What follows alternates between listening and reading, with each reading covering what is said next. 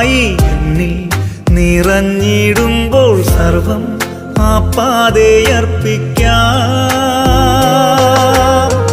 ദിവ്യ സൗഭാഗ്യം അങ്ങെന്റെ സ്വന്തം, ദിവ്യ സൗഭാഗ്യം അങ്ങെന്റെ സ്വന്തം.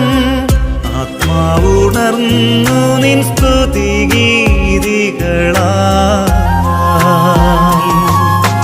മഴയായി പൊഴിയൂ മനസ്സിൻ ഭൂമി, സ്നേഹക്കുളിരായി നിറയൂ ഇന്നിൻ